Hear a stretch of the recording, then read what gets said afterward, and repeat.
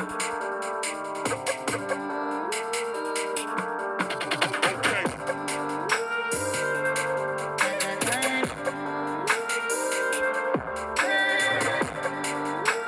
to the Mind of Basketball Podcast, also known as the M.O.B Podcast. I'm Evan. I'm Ja. This is our basketball podcast where we recap, break down, and analyze players and teams from the previous games from the previous day. Saturday is the start of the weekend. How are you, Ja? I feel good. That's good. That's good to hear. I'm good as well. I hope I have a good day. I hope we'll have a good day start of the weekend. So enjoy it as you can. Enjoy it while it lasts. A lot of games happened last night around the association. Interesting games, some player performances, some wild games. And we're going to start off first talking about the Pelicans and the Bucks game. To you, Ja. Well, this Pelicans versus Bucks game was really good. Well, let me not say really good. In the beginning, it was kind of embarrassing. But as it got on and on, especially advancing for the Pelicans, right? Because the Bucks, I mean, no. You wish that was. Look, ladies and gentlemen, you thought it was like that, but unfortunately, it was like that. The Pelicans came out the gates running. The whole offensive system was just clicking. Everybody was producing, hitting threes, getting into the paint, attacking, getting buckets. Like it was just an all-around dominance performance in the first half by the Pelicans. Ball had a really good game. Bledsoe had a really good game. I nearly forgot his name. Zion had a really good game. Ingram had a really good game. Everybody was just producing, but yet, even though we felt like the Bucks were going to be out of this, surprisingly, yet after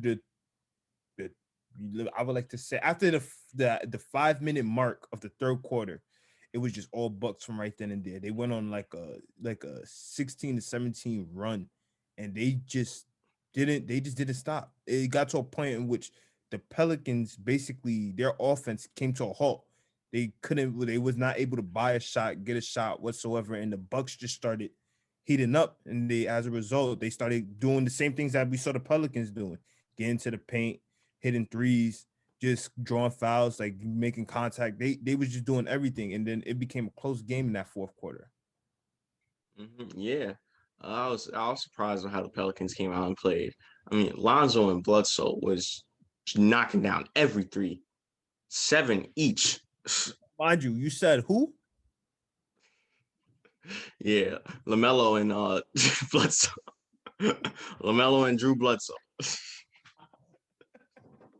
No, yeah, Lonzo, who's been struggling for the past 2 seasons offensively in terms of his scoring. But yeah, he had a great game last night. 27, 7 3-pointers. He had it going. It was looking well. I hope that he can keep this up because everybody wants him to keep this up. But we know it's not going to happen. Well, you know what? I'm not no time to disrespect him. He did have a great game. He did show up. Bledsoe as well, knocked down 7, like I said, 7 each. And then the Bucks they turned on a switch. And Giannis was able to dominate Steven Adams. Every time it was like the same move every time. It was a spin. It was a spin, a euro, or just a hook. Well, Steven Adams can't stay with Giannis. Giannis has quick feet. Steven Adams has Giannis too fast for Steven Adams. Yeah, man. Yeah, and the Bucks just started picking it up, but towards the end, once they got heated, the Pelicans started to get their offensive going once again. Yeah, and Ingram and Lonzo hit more threes, but then it looked like okay, so. After that little run that the Pelicans did, then it looked like, okay, now the game is finally over. Yeah. Then the Bucks did it again. Yeah, they did. Like Drew Holiday and Giannis. Mm-hmm. But in the end, the Pelicans were able to seal the deal and get a clutch, close win against the Bucks. Yeah, and don't get me wrong, it looked like the Bucks could, just like what you said right there, and it even looked like the Bucks had an opportunity to even try to tie up this game in a way. Down by 6 and they have opportunity, but an errant turnover that mistake right there ended up like kind of costing them that opportunity in that window. Also, Holiday missed a chance for an and one and made only one free throw. Yeah. And Middleton, I don't know if it was down by 4. It was possession. They were down by 4. They got the ball, and they wanted a 3. Oh yeah, he tried to go back. Yeah, instead of just Middleton, like Yeah, if you just slow down, and when Holiday passes you the ball, you gotta be at the 3. Since you gotta do that anyway, you might as well just slow down. And it's just like you going full head of steam. It's just like you should not slow down while you was getting closer to 3-point Yeah, line. if you already had that in your mind, it's like he wasn't thinking. If you Yeah, already had that in your mind that you just got to shoot a 3, you might as well slow down. If you didn't and you want to do that, then that's just ridiculous. You might as well, you're in that position, you might as well just take the mid-range jump shot quickly. exactly. And that's the thing. We talked about this is the third time he has made a mistake like this in the game this season. Don't forget he did it once against Miami, and he also did it once against Brooklyn. Yeah, Brooklyn. That was bad. Yeah. So Brooklyn. it's just like, he has to learn again. He's the most trustworthy player with the ball in his hand coming down the clutch because his ability to create his own shot. And it's just like you need to make sure to know to not make these kind of you got to be more wiser with your decision making and stop trying to rush because the game is going down. I understand time is not on your side, but there's times where you need to slow your mind, be more wise, make decisions, because then as a result, he probably will never make that mistake. Yeah. If So he slows down, because he was already wide open, if he just exactly. slows down and catches the ball on the 3, he has a better opportunity. He probably makes it. I mean, he could miss, of course, but he probably makes it, and who knows what happens. Exactly, but yet you making that mistake, you gave the time for the opposing team to set up their defense, and it's just like at this point you can't get a better shot. Yep. But in the end, the Pelicans win. Story, of course, Lonzo in 7 threes, 27 points, and then Bledsoe backing him up, 25. Then the Bucks just couldn't stop both of them on the 3-point line. So Yeah, he dropped somebody too. What was Lisa? He dropped somebody. I forgot who he dropped. Lonzo? Ingram. Oh, Ingram. Not surprised. he did drop somebody. I don't remember who it was though. Yeah, but a good one by the Pelicans. Finally, it seems like they haven't been on the winning side of big games, but finally they get this win, and we'll see where this takes them. Maybe Stan Van Gundy can get them on to more winning ways. Yeah. All right. The next game, primetime game that happened, was the last game of last night, which, of course, the red-hot Utah Jazz on a 10-game winning streak up against Luka and his Dallas Mavericks. And basically, the Jazz won this from tip-off. From the start of the game, they won this. Yeah. Well, there's nothing really much to say. Oh man. They had a 26. The Jazz had a 26-point lead in the first half. The Nuggets. The Mavericks tried to make a small comeback, but of course, obviously, that wasn't going to happen. Yeah, towards the second half. I mean, second quarter. Towards the second quarter, they tried to make a small comeback. They was hitting their shots, but then after they got on their small little hot run, the Jazz just simply said, "Nah, this ain't happening," and just took it by storm. And there was no chance. There was no chance at that point.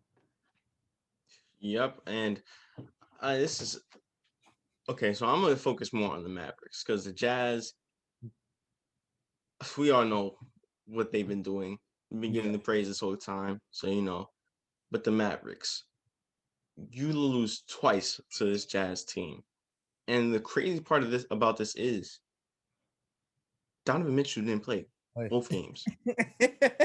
In both games, Donovan Mitchell, their best player, didn't play, and y'all lost convincingly.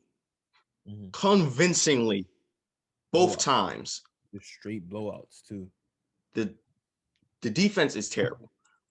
Rick Carlisle needs to do something. I don't know. Front office needs to do something. Makes trades or make some moves in the offseason, but their defense is just terrible. And their star player, Luka, his defense is contributing to that. He can't guard a parked car. He can't guard a parked car. Well, yeah, he got outplayed once again by Clarkson.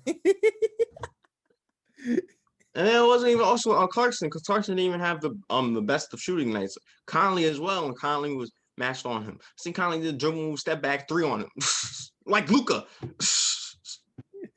He did your own move on you, bro. I mean, they could just go whoever offense on you, but you can't go. Yeah, Yeah, nah, but yeah, you remember how last season, how even though we wouldn't be shocked how we thought we wouldn't see the Mavericks in the playoffs last season. We thought we mm-hmm. would see them playing like how they are playing now Now, yes, last season and how they shocked everybody. Well, it's kind of shocking how they shocked us now and we have more belief in them to make the playoffs now, and yet they're playing like how we thought they would play last season to start off, and how like we thought they would probably need one more year. And let's be honest, Gobert killed KP. KP got into foul trouble. And I know he's still finding his ways, so I'm not going to go on him much, but you did get dominated. Let's just be honest listen, about man, no. I'll go on. Yeah, Porzingis, the unicorn, used to play for the Knicks, was an all star on the Knicks. So you request to be traded from the Knicks. They trade you to Dallas, and the injury happened. So okay, I'll give you a break from that season. The year you got traded. Last year, it was an up and down season for most part, but I think you would have benefited, or the Mavericks would have benefited if you played fully in the Clippers series. it. Yeah. But then this season, okay, so you was injured at the start of the game. You in the start of the year, you coming back, and yeah, you haven't been playing well, really. You had a Mm-mm. couple good games. You're getting dominated by someone who averages 11 points, as Shaq said. Dominated. I mean, come on, like Luca needs help Nah, Leah, offensively. yeah, he does. Which is surprising because again, this team shocked us last season with their high octane offense, and they were blowing teams out the water with all. We all knew that their defense was horrendous. Don't get me wrong; they got some good defensive pieces that Yeah, could but it be. was their offense. Yeah, but Tim Hardaway, he's struggling. Josh Richardson, he's struggling. I mean, it's like I don't know what's going on. Well, actually, Josh Richardson was on the team last year, but Yeah, I don't know what's going on. Rick Carlisle needs to figure out something. yeah, something has to happen, man. I don't know. I don't know. I think they just need a team meeting, both a team meeting, a players only meeting. They just need something to just get back on track because it's really embarrassing how a team that shattered expectations last season is having a hard time to get adjusted to to a time and a system that fits them so well with the way that their play style is. It Yeah, just they were supposed to make a little bit of a jump from last season to this season, exactly. but now they're just on the downward spiral. I don't know what's going on. As for the Jazz, yeah, like we said, convincing win. Bogdanovich 32 was knocking down everything. Yeah, And also, I believe Joe Ingles passed John Stockton for second all time in 3 pointers made on the yeah, Jazz. yep. Of course, John Stockton, we all know who he is, legend, Hall of Famer, one of the best point guards of all time. Consistency. Yeah, and the fact that he shattered any John Stockton record is just amazing. Stockton is a league leader in assists and steals by like a wide gap. Yeah, by a good amount. By Yeah. So yeah, credit to well, Joe. well, like when you're John Stockton, who has like been longevity wise, always been in the games, never barely got injured or whatsoever, and barely missed games, then of course you're gonna have like a wide margin compared to others. But yeah, Yeah, that's true. But yeah, so credit to Joe Ingles and credit to this Jazz team who are now on an 11 game winning streak and not only have the best record in the West, but have the best record in the entire NBA. congratulations to them. And Math, you suck. Go get some help. All right. Anything you saw around the league, any player performances, any games you want to talk about? I watched the Thunder versus Nets game, and let's just say OKC was put up a fight, but like once again, just like always with this, how we talk about with this, and mind you, KD did not play. KD did Yes, not KD play. did not. The big KD did not play. KD did not play. He did not want to return to OKC once again. Let me stop. Um, but but the Nets just had it going. It looked like in the first quarter it was a close battle, and then the Nets again just hit all strides with their offense. Again, spacing, creating shots, hitting their threes, drawing fouls, getting into the paint. They was just doing it all offensively. And and again, this is not a surprise because we all know that this is a team that's capable of doing things like this, going on offensive runs like that. And Kyrie was unstoppable in that third quarter, man. He was just unstoppable. So it's not Hmm. much for me to say about that, but he got but the Nets win this in convincing fashion. Yep, their defense wasn't the best, but for this game, they didn't need to. An offensive explosion by the Brooklyn Nets, who dropped 147, even for today's time, is ridiculous. Yeah. Dropped 147 on this Thunder team, winning by 22. Yeah. Any other games you want to talk about? Also, I watched the I watched the Wizards versus the Hawks, and let's just say, the Capital needs to get. Let me stop. Um,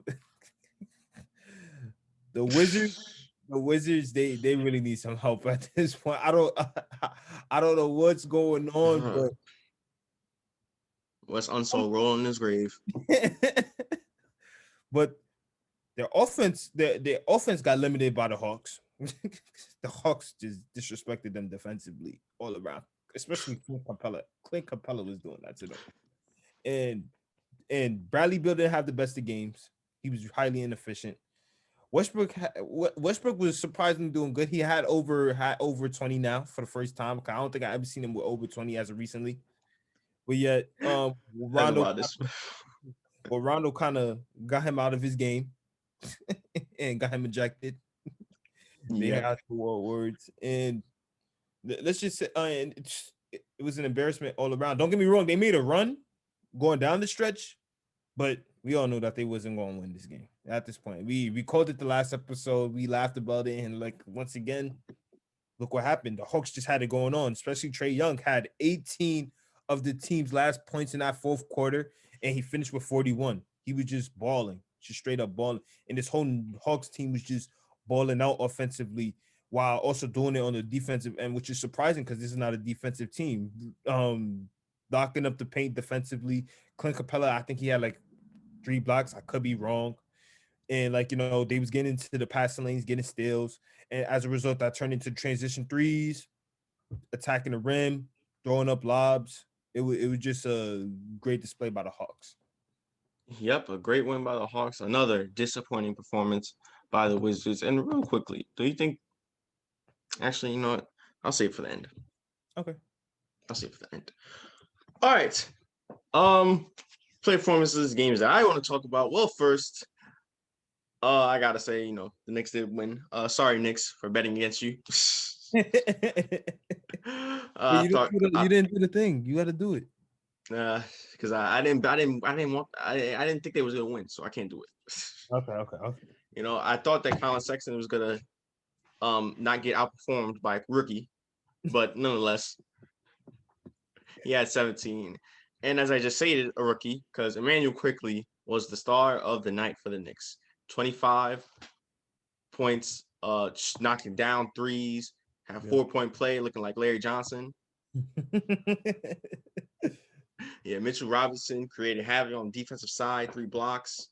RJ Barrett, who's been improving from last year. I'm glad that he's having a better season than he did last year. Still a little inconsistent at times, but he's getting better with it, and I think he will continue to get better with it. But yeah, a great win by the Knicks, and now I guess they're a half game back from the 7th seed because they're currently in the 8th seed. It's great for them to be even in the playoff picture. I'm surprised. Thank you, Yep, Tom. Thibodeau. yep, good stuff, Tom Thibodeau. Keep doing what you're doing with that young team that you got. All right, and the other game, the Nuggets and the Spurs played, and Spurs did win, but I'm gonna focus more on the Nuggets.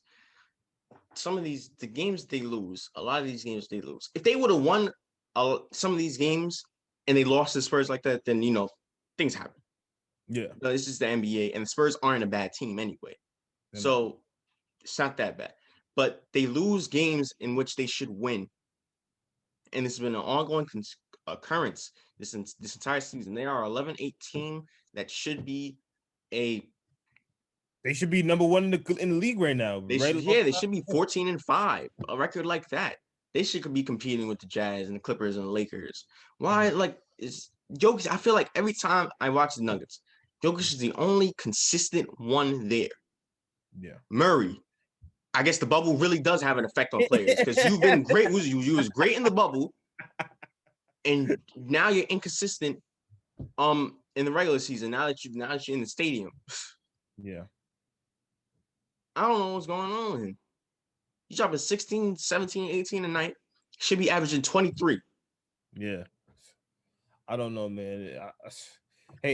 Look at he again. When it comes to Murray, he just remind me of like one of those players that, like, even though it's highly talented, they for some odd reason only get better when the postseason happens, which is a good thing in some way. But yet, with Murray's talent and his abilities or what he could do, he should not be averaging 17, 18 a game in the league. He's supposed to be averaging just like what you said. Well, he's averaging up 19 in the league, barely above 19. But my point is, like, he's like sometimes it's not even like he's having bad shooting nights. He's just sometimes not being aggressive, not trying to look for his own shot. Exactly.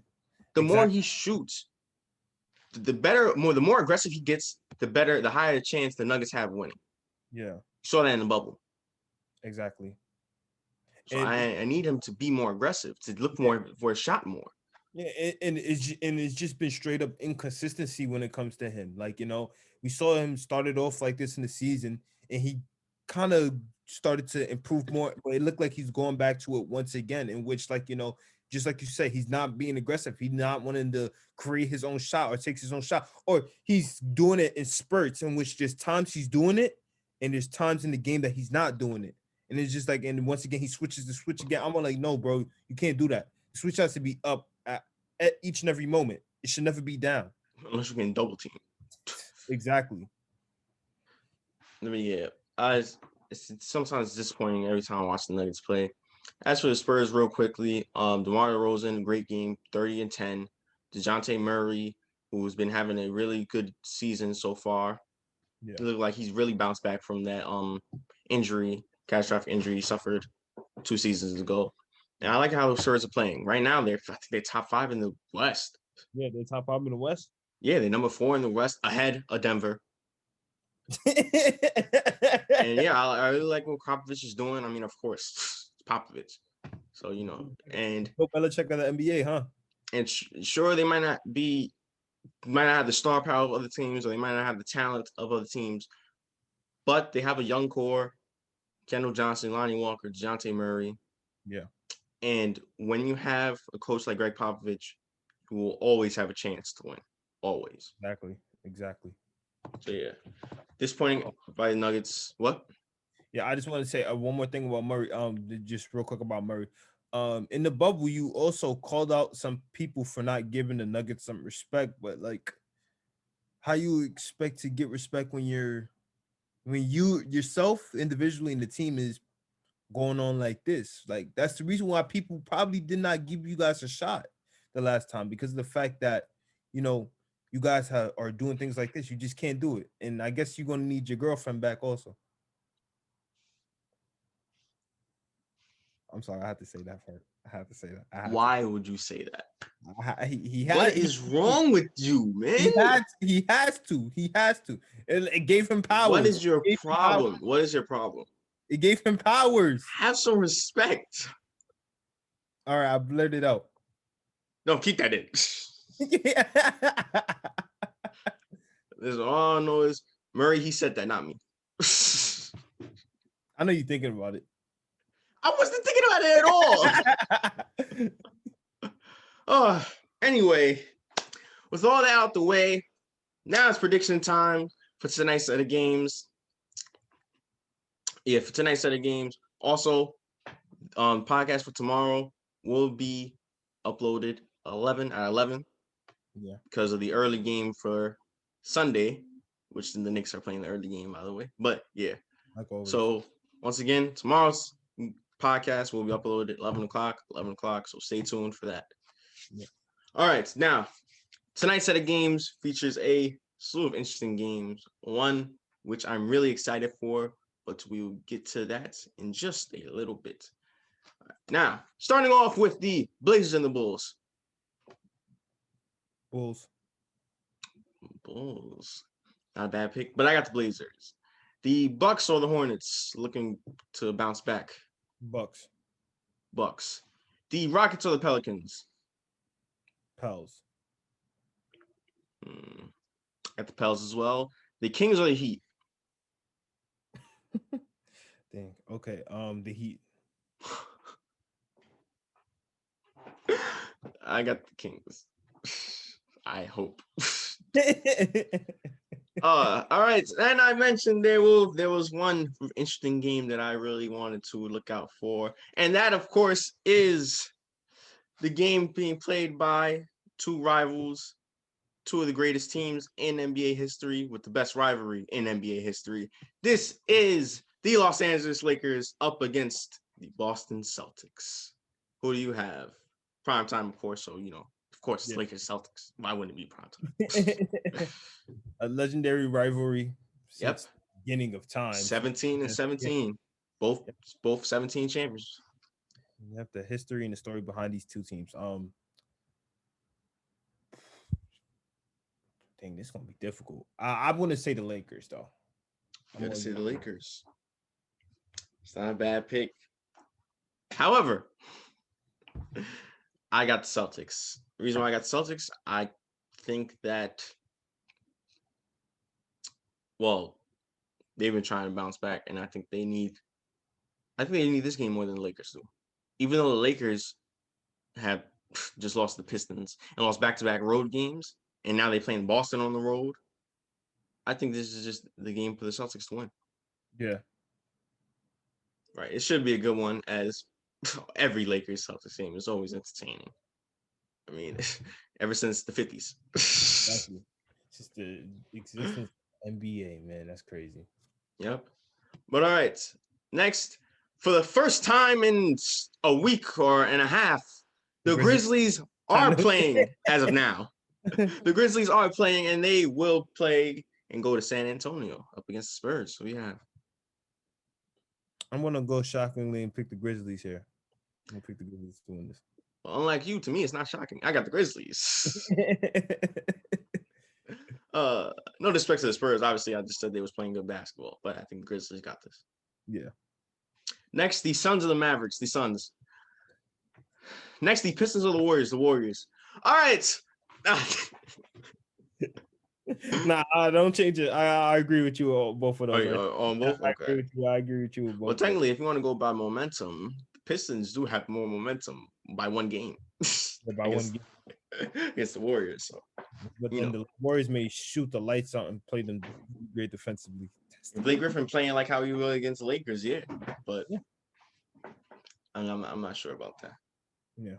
And plus, he's going against better defensive players in Draymond, and AD wasn't playing last night. I mean, other game ago. So, yeah. All right. I think it's time to wrap things up. My final thoughts I wanted to ask you earlier in the pod was concerning the Wizards. Do you think Scott Brooks should be fired?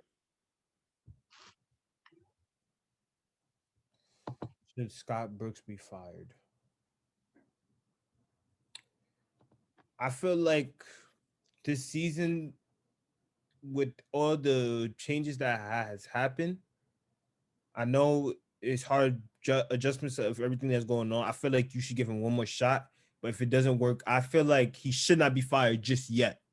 I feel like there's just need to be one more season with this team, or get rid of some players, or some shit, or something else. I don't know, but give him one more season. But if it doesn't turn out, or if it's been like this, if they miss the playoffs this season again, this is going to be the third straight season of them missing the playoffs in the weak Eastern Conference. Well, the Eastern Conference is better this year, but past two seasons. Yeah, we can't really say that weak Eastern Conference. Let's just say they missed the playoffs. They missed playoffs. This is their third executive time missing the playoffs, and it's just like if he doesn't try to make some adjustments now, and again, I don't feel like he should be fired just yet. But if he doesn't make a better jump next season, then yeah, he got to go. I feel like just give him one more season. That if it don't work out, he gotta go at this point. Well, you said that if they don't make the playoffs, then he might be going right towards the end of the season. Well, Maybe. it's looking like they're not going to make playoffs. They are 3-12 right now. And Westbrook, I saw a graphic that Westbrook is one of the, I believe, 5 MVPs to lose 9 of his first 10 games in the season. Wow, this stats for everything. That's crazy. Yeah, there is. That's why you don't look up stats. You watch games. But But yeah, because it's crazy because in his first season with the team, didn't they make the playoffs? And they had John Wall that was not injured. Beal? I'm talking about Scott Brooks. because didn't they make the playoffs in the 2017-2018 season? They lost to the Raptors in the first round. Yes, they did. They did. You're right. They lost in 6. Yeah, but that's when he had like not actually. John Wall was still kind of battling injuries before he went on the full halt. But that was a pretty good, consistent team that they had, and changes went along the way. That's the reason why I feel like just give him one more season. If it just doesn't pan out, then yeah, he got to go. All right. With all that being said, thank you guys for watching today's pod. Make sure to tune into tomorrow's podcast, of course, once again at 11 o'clock a.m. Make sure you like, share, and subscribe. Also, follow our IG down in the description below. And once again, I am Evan. I'm Ja.